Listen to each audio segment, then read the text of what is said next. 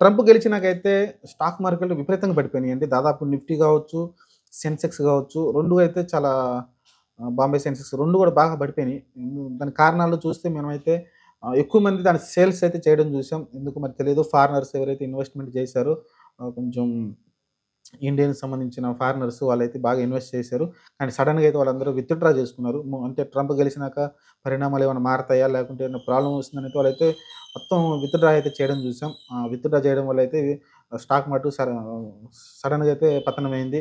అలానే gold rate కూడా తగ్గిపోవడం చూసాం. ఫస్ట్ టైమ్ నాకు తెలిసి ఒక పక్కన ఇవి పడిపోతూ ఉంటే స్టాక్ మార్కెట్‌లు పడిపోతుంటే గోల్డ్ రేట్ కూడా పడిపోవడం చూసాం. ఎందుకంటే స్టాక్ మార్కెట్ పడిపోతే గోల్డ్‌కి విలువ పెరుగుతుంది యాక్చువల్‌గా.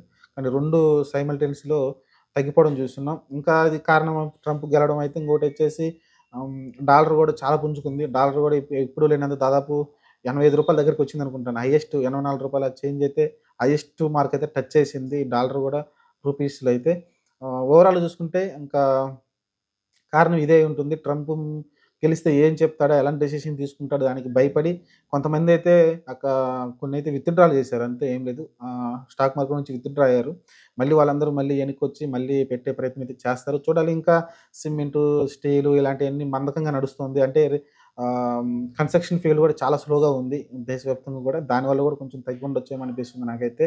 ఎందుకంటే సిమెంటు, స్టీలు మిగతా దీనికి ఇంక్లూడ్ అయిన బిజినెస్‌లన్నీ కూడా దీనికి అటాచ్ అయ్యి ఉంటాయి కాబట్టి ఇది కొంచెం దాని మీద కూడా ప్రభావం చూపించినట్టుంది స్టాక్ మార్కెట్ పైన దీని ప్రభావం. ఓవరాల్‌గా అయితే స్టాక్ మార్కెట్‌లో అయితే ప్రస్తుతం బేర్ స్టేజ్‌లో ఉన్నాయి. కిందకైతే పడిపోతూ ఉన్నాయి. చూద్దాం మరి ఏం జరగబోతుందో. ప్రస్తుతం స్టాక్ మార్కెట్‌లు డౌన్ ఫాల్ నడుస్తుంది. ఇంకా ఎన్ని రోజులు నడుస్తుందో చూడాలి. అంచనా ప్రకారం 45,00,000 కోట్లని చెబుతున్నారు. 45,00,000 కోట్లయితే లాస్ అని చెప్తున్నారు. అది మామూలు విషయం కాదు. అందరికి దిమ్మ తిరిగే విషయం. మరి చూద్దాం ఇంకా స్టాక్ మార్కెట్‌లు నిదానంగా అయితే పుంజుకుంటాయి. హైయెస్ట్ మార్క్ టచ్ చేసింది స్టాక్ మార్కెట్. మళ్ళీ ఇప్పుడు నిదానంగా పడిపోతూ వస్తుంది. మరి ఎక్కడికి పడిపోయి మళ్ళీ అక్కడి నుంచి బుల్ స్టేజ్‌కొస్తుందో చూద్దాం.